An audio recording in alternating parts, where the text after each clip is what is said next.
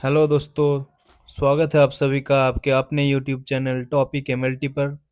आज के इस वीडियो में हम बात करने वाले हैं एक बहुत ही इम्पोर्टेंट और इंटरेस्टिंग टॉपिक के बारे में, और वो है हेमाटोपोएसिस। क्या आपने कभी सोचा है कि आपके खून के सेल्स एक्चुअली बनते कैसे हैं? रेड, वाइट और प्लेटलेट्स ये सब आते कहाँ से है? इस अमेजिंग प्रोसेस को कहते हैं हेमाटोपोएसिस। आज हम इसकी पूरी जर्नी देखेंगे। चलो शुरू करते हैं। तो हेमाटोपोएसिस क्या है? सिंपली देखो तो हेमाटोपोएसिस ब्लड सेल फॉर्मेशन की प्रोसेस है। तीन मेन चीजें बनती है इसमें: आरबीसी, डब्ल्यूबीसी और प्लेटलेट। आरबीसी फॉर्मेशन को हम कहते हैं एरिथ्रोपोएसिस, डब्ल्यूबीसी फॉर्मेशन के लिए टर्म है ल्यूकोपोएसिस, और प्लेटलेट फॉर्मेशन को कहते हैं थ्रोम्बोपोएसिस। लेकिन ये सब बनता कहाँ है? तो इसलिए जानते हैं the journey of formation. Interestingly, blood cell formation की साइट चेंज होती रहती है। ये graph basically ontogeny of haematopoiesis दिखाता है, यानी कि एक इंसान की पूरी लाइफ में ब्लड सेल कहाँ कहाँ बनते हैं। इसे समझने के लिए हम ग्राफ को दो पार्ट्स में डिवाइड कर सकते हैं। एक बर्थ के पहले मतलब प्रीनेटल, और बर्थ के बाद मतलब पोस्टनेटल। प्रीनेटल हेमाटोपोएसिस में ब्लड बनने का प्रोसेस तीन फेजेस में होता है। पहला है मेसोब्लास्टिक फेज। प्रेगनेंसी के सेकेंड वीक से शुरू होकर थर्ड मंथ तक ये वाला फेज चलता है। ये ईओक सैक में होता है। ये सबसे पहला फेज है।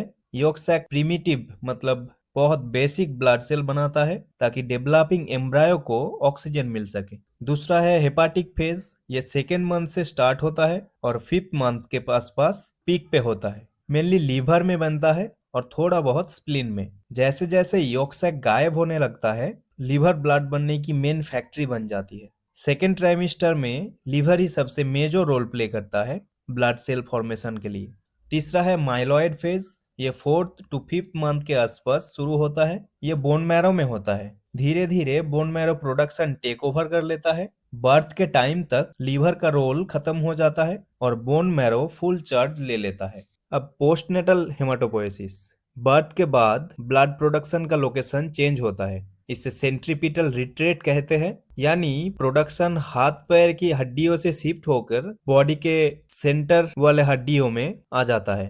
बचपन पे मतलब 10 साल तक अगर आप टिबिया और फीमर की लाइंस को देखो तो 10 साल तक वहाँ हाई प्रोडक्शन हो रहा है। बच्चों में ऑलमोस्ट सारी बोन्स रेड मैरो से भरी हुई होती है और ये एक्टिव फॉर्म में रहता है। नोटिस करो कि 10 से 20 साल उम्र में टिबिया और फीमर का ग्राफ एकदम नीचे गिर जाता है।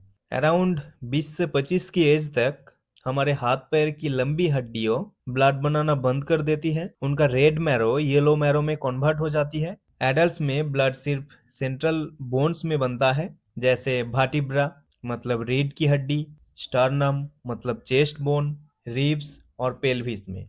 हालांकि उम्र के साथ साथ इनकी लाइन भी थोड़ी नीचे आती है, पर लाइफ लॉन्ग प्रोडक्शन सही होता है। नीचे एक फ्लैट लाइन है, वो लिम्फ नोड्स की लाइन है। ये लिम्फोसाइट्स की मैच्योरेशन के लिए लाइफ टाइम एक्टिव रहता है, लेकिन रेड ब्लड सेल्स वहां नहीं बनते। इसको आप आसानी से समझो तो पहले यॉर्क सैक से शुरू होता है, उसके बाद लीवर में शिफ्ट हुआ, फिर बोन मैरो ने टेक ओवर कर लिया, और फाइनली एडल्टहुड में सिर्फ सेंट्रल स्केलेटन तक सीमित रह गया। अब बोन मैरो के बारे में जानते हैं।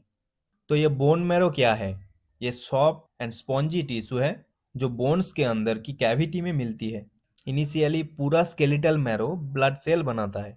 इसकी दो टाइप्स होते हैं, red bone marrow and yellow bone marrow. Red bone marrow ये ज्यादातर स्पॉन्जी बोन के अंदर मिलते हैं। इसका मेन काम है ब्लड सेल्स बनाना। इससे आप बॉडी की ब्लड फैक्ट्री भी कह सकते हैं, क्योंकि यहाँ आरबीसी, डब्ल्यूबीसी और प्लेटलेट्स बनते हैं। इसका कलर रेड होता है। ये एक्टिव फॉर्म में रहता है। येलो बोन मैरो ये बोन के बीच वाले हॉलो सैप में होता है, जिसे मेडुलरी कैविटी कहते हैं। इसका मेन काम फैट स्टोर करना है। जब बॉडी को बहुत ज्यादा एनर्जी की जरूरत होती है तब ये यूज होता है। ये येलो इसलिए है क्योंकि इसमें फैट सेल ज्यादा होते हैं। ये इनएक्टिव फॉर्म में रहता है। As we grow by late childhood haematopoiesis restricted हो जाती है कुछ एरियाज में, जैसे कि flat bones like sternum, ribs, hips bone और लॉन्ग बोन्स के प्रॉक्सिमल एंड्स पर। बाकी जगहों पे हेमाटोपोएटिक टिश्यू की जगह फैट सेल आ जाते हैं। अगर बॉडी में ब्लड की डिमांड बढ़ जाए तो ये येलो इनएक्टिव फैटी मैरो दोबारा रेड एक्टिव मैरो में कन्वर्ट हो सकता है। अब देखते हैं मास्टर सेल यानी स्टेम सेल और उसका पाथवेज। ये सब शुरू होता है एक ही मास्टर सेल से, जिसे कहते हैं हेमाटोपोएटिक स्टेम सेल। ये सेल सबसे स्पेशल है क्योंकि ये खुद को कॉपी कर सकता है और किसी भी तरह के ब्लड सेल में बदल सकता है। स्टेम सेल आगे चलकर दो मेन लाइंस में डिवाइड होता है, एक कॉमन माइलॉइड प्रोजेनिटर और दूसरा common lymphoid progenitor. Common myeloid progenitor ये बॉडी के डेली मेंटेनेंस और जनरल डिफेंस का काम करता है, और कॉमन लिम्फॉइड प्रोजेनिटर ये बॉडी के एडवांस इम्यून सिस्टम बनाते हैं जो स्पेसिफिक बीमारियों को याद रखता है। अब माइलॉइड लाइनेज देखते हैं। ये साइड उन सेल्स को बनाती है जो फिजिकल काम करते हैं और इन्फेक्शन से लड़ने वाले फर्स्ट रेस्पोंडर्स होते हैं, जैसे आरबीसी, प्लेटलेट्स, माइलोब्लास्ट्स। आरबीसी इनका काम पूरी बॉडी में ऑक्सीजन पहुंचाना। प्लेटलेट्स जब चोट लगती है तो खून रोकने का काम यही करते हैं। माइलोब्लास्ट ये आगे चलकर चार तरह के व्हाइट ब्लड सेल्स बनाते हैं, जैसे neutrophils, eosinophils, basophils and monocytes. Neutrophils bacterial infection से सबसे पहले यही लड़ते हैं। इओसिनोफिल्स ये पैरासाइटिक इन्फेक्शन और एलर्जी के टाइम एक्टिव होते हैं। बेसोफिल्स ये एलर्जी होने पर रिएक्शन देते हैं, जैसे खुजली या सूजन। मोनोसाइट ये बाद में मैक्रोफाजेस बन जाते हैं जो डेड सेल्स और बैक्टीरिया को खाकर सफाई करते हैं। अब लिम्फॉइड लाइनेज को देखते हैं। ये साइड लिम्फोसाइट्स बनाती है जो हमारी इम्यूनिटी के स्पेशल फोर्सेस हैं, जैसे lymphoblast, B cell, T cell, NK cell. Lymphoblast ये डेवलप होकर मैच्योर सेल बनता है। बी सेल ये एंटीबॉडीज बनाता है जो बैक्टीरिया और वायरस को मारती है। टी सेल ये इन्फेक्टेड सेल्स को डिस्ट्रॉय करता है और इम्यून सिस्टम को गाइड करता है। एनके सेल्स मतलब नेचुरल किलर सेल्स, ये कैंसर सेल्स या वायरस इन्फेक्टेड सेल्स को डायरेक्ट अटैक करके मार देते हैं। अब एरिथ्रोपोएसिस मतलब आरबीसी फॉर्मेशन की प्रोसेस को डिटेल में समझते हैं। सबसे पहले एक हेमाटोपोएटिक स्टेम सेल होता है जो सभी ब्लड सेल्स का रूट है। ये स्टेम सेल फिर कॉमन माइलॉइड प्रोजेनिटर में बदल जाता है। इसके बाद ये स्पेसिफिक होकर एरिथ्रॉइड प्रोजेनिटर बनता है जो सिर्फ रेड ब्लड सेल बनने की दिशा में आगे बढ़ता है। फिर ये सेल डेवलप होकर प्रो नॉर्मोब्लास्ट या प्रो एरिथ्रोब्लास्ट स्टेज में आता है। ये प्रो नॉर्मोब्लास्ट ही earliest morphologically identifiable erythroid cells है। अगला स्टेप अर्ली नॉर्मोब्लास्ट या बेसोफिलिक एरिथ्रोब्लास्ट। उसके बाद सेल इंटरमीडिएट नॉर्मोब्लास्ट या पॉलीक्रोमाटोफिल एरिथ्रोब्लास्ट बन जाता है। फिर ये लेट नॉर्मोब्लास्ट या ऑर्थोक्रोमाटिक एरिथ्रोब्लास्ट स्टेज में पहुंचता है। इस स्टेज के बाद सेल अपना न्यूक्लियस खो देता है और रेटिक्यूलोसाइट बन जाते हैं, जिसमें राइबोसोमल आरएनए के रेमिनेंट्स है। आखिर में रेटिक्यूलोसाइट मैच्योर्ड होकर एक फुल्ली फंक्शनल आरबीसी बन जाता है जो हमारे खून में ऑक्सीजन ले जाने का काम करता है। Normoblastic maturation normal red cell precursor maturation के लिए टर्म है। अगर विटामिन B12 और फॉलिक एसिड की कमी हो तो मेगालोब्लास्टिक मैचुरेशन देखी जा सकती है, और आयरन डेफिशिएंसी एनीमिया में माइक्रोसाइटिक नॉर्मोब्लास्टिक मैचुरेशन मिलती है। अब थ्रोम्बोपोएसिस यानी प्लेटलेट बनने का प्रोसेस डिटेल में देखते हैं। प्लेटलेट्स यानी थ्रोम्बोसाइट्स भी माइलॉइड लाइनेज से ही शुरू होता है। इस इमेज में थ्रोम्बोपोएसिस का प्रोसेस दिखाया गया है। सबसे पहले एक हेमाटोपोएटिक स्टेम सेल होता है जो सभी ब्लड सेल्स का रूट होता है। ये स्टेम सेल फिर कॉमन माइलॉइड प्रोजेनिटर में बदल जाता है। उसके बाद ये मेगाकैरियोसाइट प्रोजेनिटर में बदलता है। यहाँ ये सेल पूरी तरह कॉमिट कर लेता है कि उसे सिर्फ प्लेटलेट बनाना है। इस स्टेप पर थ्रोम्बोपोएटिन नाम के एक हार्मोन बहुत इंपॉर्टेंट रोल प्ले करता है जो सेल्स को ग्रो करने के लिए सिग्नल देता है। उसके बाद मेगाकैरियोसाइट प्रोजेनिटर मेगाकैरियोब्लास्ट में बदल जाता है। ये प्लेटलेट बनने की सीरीज का सबसे पहला सेल है जो माइक्रोस्कोप के नीचे पहचाना जा सकता है। ये अभी इमेच्योर है और साइज में बढ़ने का तैयारी कर रहा है। उसके बाद मेगाकैरियोब्लास्ट प्रो मेगाकैरियोसाइट में बदल जाता है। इस स्टेज पर सेल के अंदर डीएनए कॉपी होने लगता है, लेकिन सेल्स दो हिस्सों में डिवाइड नहीं होता है। इस प्रोसेस को एंडोमाइटोसिस कहते हैं। इस वजह से सेल का साइज और न्यूक्लियस बड़ा होने लगता है। उसके बाद प्रो मेगाकैरियोसाइट मेगाकैरियोसाइट में बदल जाता है। ये बोन मैरो का सबसे बड़ा सेल होता है क्योंकि पिछले स्टेप में डीएनए मल्टीप्लाई हुआ था। इसका न्यूक्लियस बहुत बड़ा और कॉम्प्लेक्स होता है। इसका साइटोप्लाज्म में वो सारा मटेरियल भरा हुआ होता है जो आगे चलकर प्लेटलेट बनेगा। अब फाइनली मेगाकैरियोसाइट प्लेटलेट्स में कन्वर्ट होते हैं। प्लेटलेट्स टेक्निकली सेल्स नहीं होते हैं, वो फ्रेगमेंट्स होते हैं। मेगाकैरियोसाइट टूटता है और अपने साइटोप्लाज्म से छोटे छोटे हजारों टुकड़े रिलीज करता है। इन्हीं टुकड़ों को हम प्लेटलेट्स कहते हैं जो ब्लड क्लॉटिंग करने में मदद करता है। अब ग्रानुलोपोएसिस यानी ग्रानुलोसाइट्स फॉर्मेशन की प्रोसेस को देखते हैं।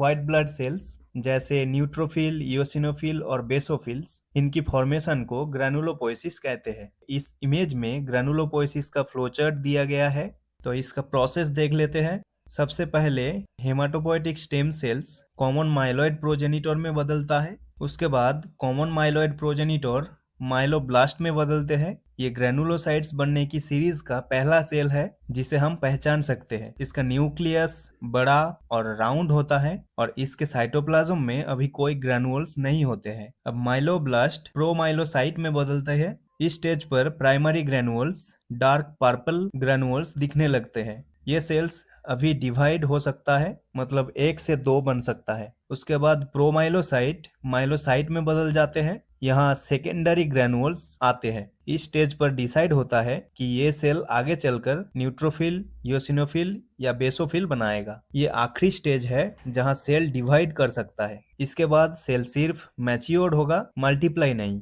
अब माइलोसाइट मेटामाइलोसाइट में कन्वर्ट होता है। मेटामाइलोसाइट में न्यूक्लियस का शेप बदलने लगता है। ये गोल से थोड़ा पिचक कर किडनी बीन्स जैसा दिखते हैं। सेल अब डिवाइड नहीं करता, बस मैच्योर होते हैं। उसके बाद मेटामाइलोसाइट बैंड सेल में कन्वर्ट होता है जिसमें न्यूक्लियस और लंबा और घुमा हुआ होता है, बिल्कुल हॉर्सशू या यू शेप जैसा। अगर ब्लड में बैंड सेल की गिनती ज्यादा हो जाए तो इसका मतलब है बॉडी में सीवियर बैक्टीरियल इन्फेक्शन है और बोन मैरो जल्दी में इमेच्योर्ड सेल भेज रहा है। आखिर में बैंड सेल मैच्योर्ड होकर ग्रेनुलोसाइट बनाते हैं। ये फाइनल मैच्योर सेल है। इसका न्यूक्लियस सेगमेंटेड होते हैं। ये फुल्ली तैयार सोल्जर है जो खून में जाकर इन्फेक्शन से लड़ेगा। इसका समरी देख लेते हैं। इस प्रोसेस में क्या बदलता है? जैसे जैसे सेल मैच्योर होता है, सेल का साइज छोटा होने लगता है। पहले ग्रेनुअल्स नहीं होता है, फिर प्राइमरी ग्रेनुअल्स आते हैं, फिर स्पेसिफिक ग्रेनुअल्स आते हैं।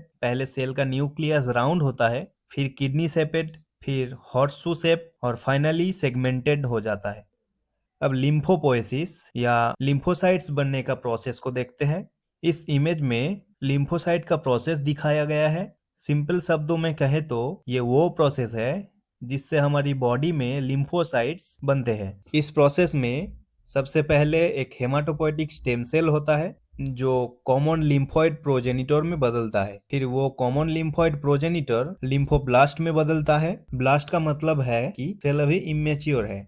ये सेल साइज में थोड़े बड़े होते हैं और तेजी से डिवाइड कर सकते हैं। उसके बाद लिम्फोब्लास्ट प्रो लिम्फोसाइट में बदलते हैं। इस स्टेज पर सेल थोड़ा कॉम्पैक्ट होने लगता है और मैच्योर होने की तैयारी करते हैं ताकि वो अपना काम कर सके। आखिर में बनता है लिम्फोसाइट। ये वो फुल्ली मैच्योर्ड सेल है जो आपकी बॉडी को डिजीज और इन्फेक्शन से बचाता है। हालांकि डायग्राम में बस लिम्फोसाइट्स तक दिखाया गया है, पर आगे चलकर ये मेनली बी सेल जो एंटीबॉडीज बनाते हैं और टी सेल जो इन्फेक्शन को मारते हैं उसमें बदलते हैं। तो दोस्तों, ये थी पूरी कहानी आपके ब्लड सेल्स की from the start to the end. I hope आपको हेमाटोपोएसिस की ये डिटेल जर्नी समझ आई होगी। अगर आपके पास कोई सवाल है तो कमेंट सेक्शन में जरूर पूछिए। वीडियो अच्छा लगा हो तो लाइक जरूर करना और चैनल को सब्सक्राइब करना मत भूलना। सभी अपडेट्स, डेली एमसीक्यूज और गवर्नमेंट जॉब्स की जानकारी सबसे पहले पाने के लिए हमारे टेलीग्राम और व्हाट्सएप चैनल को ज्वाइन करें। लिंक नीचे डिस्क्रिप्शन में दिया गया है। तो मिलते हैं नेक्स्ट वीडियो में। Thank you.